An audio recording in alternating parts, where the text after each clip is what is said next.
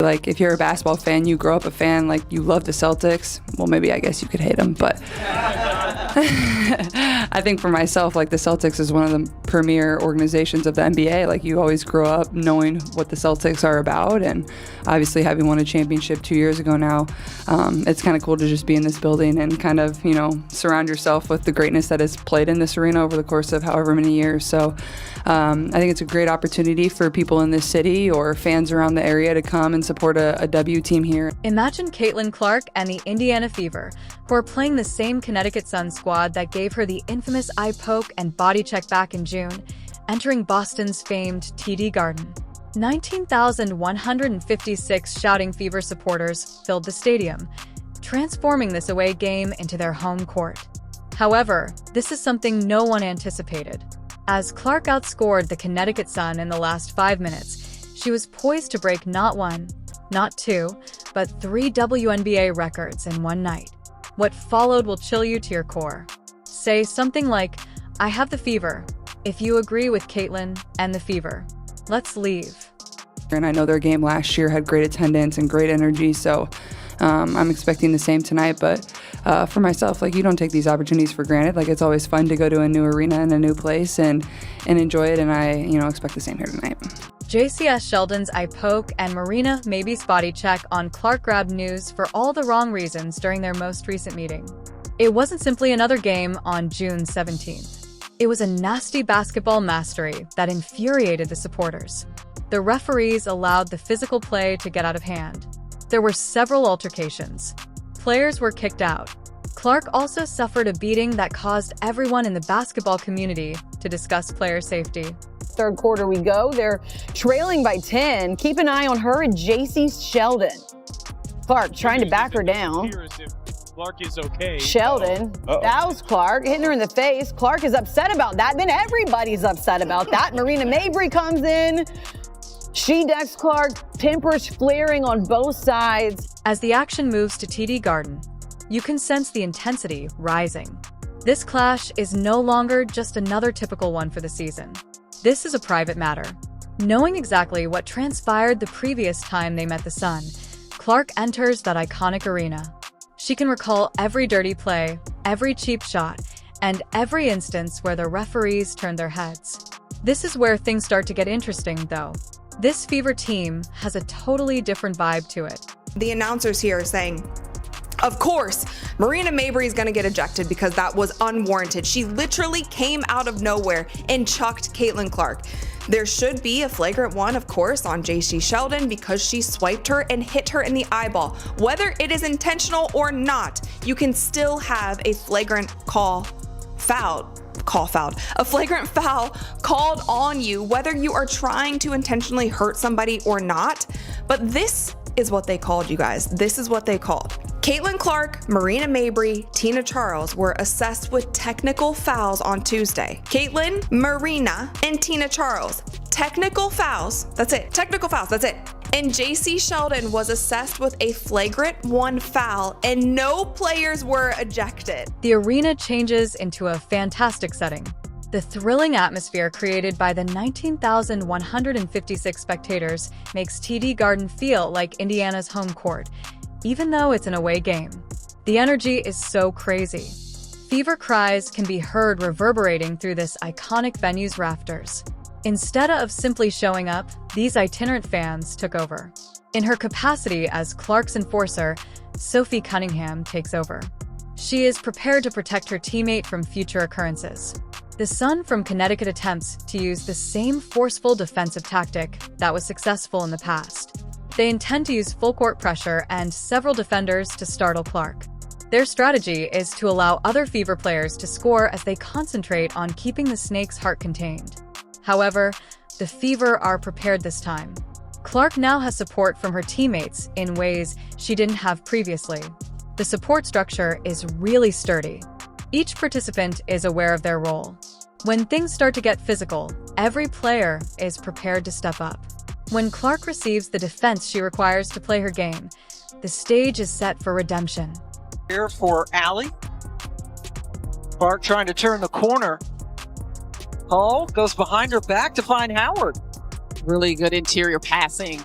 impatience by... During warm-ups, you can see it in her eyes. It's evident in the way her teammates support her. The Fever team that was pushed around in June is not this one. This team had a single goal when they arrived in Boston: show the Connecticut Sun what happens when their star is tampered with. When Indiana returned possession of the ball to Clark and allowed her to direct the attack, something clicked. You could see it right away. The tempo increased. The force changed. Earlier in the season, the Fever were dangerous because of this basketball. In the absence of their distinctive fast-paced style, the Fever has been having trouble defining themselves. An excessive number of possessions resulted in forced shoots. Players that are striving to do too much commit too many turnovers. There was no movement of the ball. Instead than causing things to happen, players were just waiting for things to happen. Fever basketball isn't that. This squad was not formed for that purpose. Morning. You can tell Day yesterday. It's okay. You can tell me when I'm falling. That's fine. Here comes Clark. Working against Sheldon. Slices in.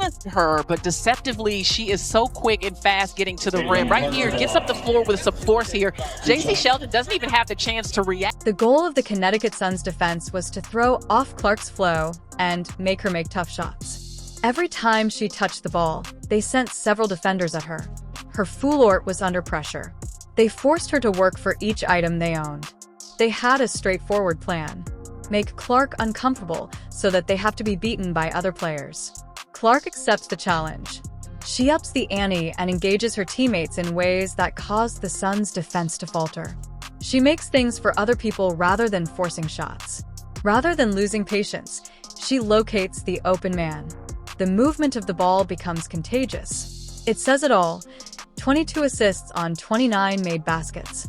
When Clark plays point guard correctly, this is what occurs. The goal of the Connecticut Sun's defense was to throw off Clark's flow and make her make tough shots. Every time she touched the ball, they sent several defenders at her. Her foulort was under pressure. They forced her to work for each item they owned. They had a straightforward plan: make Clark uncomfortable so that they have to be beaten by other players. Clark accepts the challenge. She ups the ante and engages her teammates in ways that cause the Suns' defense to falter. She makes things for other people rather than forcing shots. Rather than losing patience, she locates the open man. The movement of the ball becomes contagious. It says it all: 22 assists on 29 made baskets. When Clark plays point guard correctly, this is what occurs. A back cut by Lacan. On the rookie out of France. And it didn't take long for Indiana to strike back. That is after a made. With 20 points, Kelsey Mitchell lights up the court. Because Clark's playmaking creates possibilities for everyone, she's finding open looks. The Sun is no longer able to assist Mitchell. Mitchell's pounding down shots from all directions makes it impossible for them to cheat on Clark. Her goal serves as the ideal tribute to Clark's demise. With 18 points and 13 rebounds, Natasha Howard is a dominant player inside. The balanced attack is operating flawlessly. The Suns' defense is overworked, so Howard gets easy opportunities at the post. She is tidying up the boards. She's concluding with a strong rim. When you have several weapons and the defense is unable to concentrate on a single player, this is what occurs.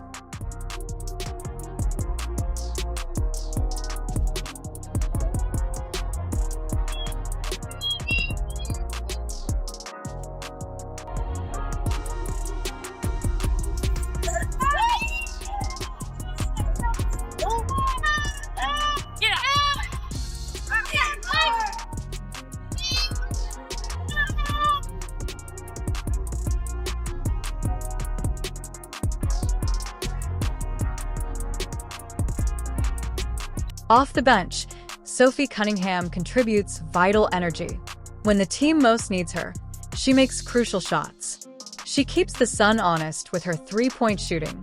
She gains more possessions as a result of her defense. Even when the starters need a break, she is the spark plug that keeps the energy levels high. Their opportunity on the O glass. Cunningham already has 1-3, make it 2. When all else fails, Kelsey Mitchell coming down, finds her teammate Sophie Cunningham. No passes, no problem. Even Aaliyah Boston struggles with her shot, but she still contributes with rebounds and assists. The depth of the team is evident. Everybody is aware of their role. When called upon, everyone is prepared to step up. Boston is influencing victory in other ways even when she isn't scoring goals. As a result, the Fever win a hard-fought game 85-77, demonstrating what occurs when they play their brand of basketball. Quick tempo, movement of the ball, and numerous scoring opportunities. They were dangerous throughout the season because of this mixture. The basketball that fans came to watch was this one. While the crew was performing flawlessly, Clark was quietly creating history in unexpected ways. Boston somehow found Howard. That was a blaze of a pass. Aaliyah Boston had her eye on Natasha Howard before she got the ball. You knew it.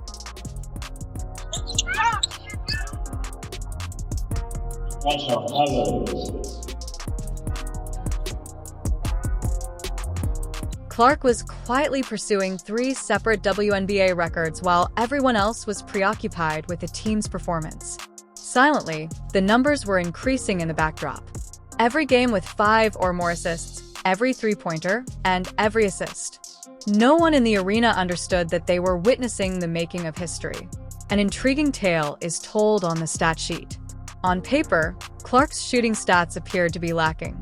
She only made 4 out of 14 field goals and 1 out of 7 three-pointers.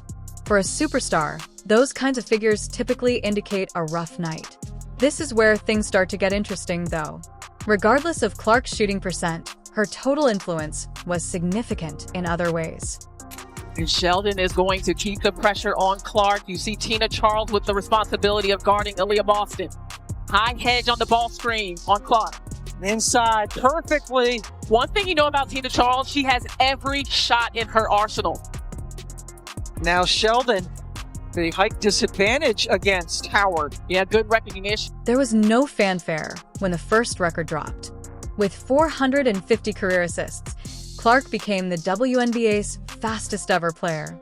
It only took her 53 games to do it. It's completely crazy when you consider it. To put this accomplishment in perspective, Tisha Pinheiro held the previous record. In 62 games in the late 1990s, she accomplished the same feat Clark broke that mark by 9 complete games. Even while 9 games might not seem like much, that makes a huge difference in a league where every assist counts. You were announced today to obviously be in the three-point contest. Just what went into that decision, and what does it mean to do it for the first time in front of the fans in Indiana? Yeah, I mean, not much went into it other than yes, I guess. Obviously, it's exciting. I've never participated in a three-point competition before, never practiced before, so just go out there and have fun. I think the lineup of people competing is tremendous. So more than anything, it's just going to be really great for our league and for women's basketball as a whole, just to have a lot of fun and experience that. So yeah, I'm just excited. I think Friday, the skills competition, and that will be a really exciting time, and we'll lead right into Saturday of a really great game as well. That's not all, though. Additionally, Clark became the WNBA's fastest player to achieve 150 three-pointers in a career. Her ability to score from wherever on the court is demonstrated by this record. She is more than a mere bystander. Not only is she a scorer, she can harm you in a number of ways since she is a consummate player. Her rapid accumulation of three-pointers indicates that she adjusted to the professional game more quickly than anyone had anticipated. Perhaps the most remarkable record is the third one. Clark now has 40 games in a row with 5 or more assists. In the history of the WNBA, that is the longest streak. 40 continuous playmaking games. She improved her teammates for 40 games. She has demonstrated in 40 games that she can generate offense even when her own shots aren't falling. Offensive rebound by Nelson Adota, and this time she was stuffed by Howard. Hull spots up and nails it. The last 5 minutes include the most amazing content. By herself, Clark scored more points than the whole Connecticut Sun squad. Take a moment to consider that. A single player versus a whole squad. When it was most important, she took charge. When the game came down to it, she found her rhythm. She demonstrated to everyone her unique playing style. Clark's effect extends much beyond his ability to score points, as evidenced by his 3 records in a single night. She is a well-rounded player who influences victory in several ways. She improves her teammates. She generates opportunities that were previously non-existent. Simply by appearing on the court, she alters the course of play. However, a single move might alter the entire tone of the victory just when everything appeared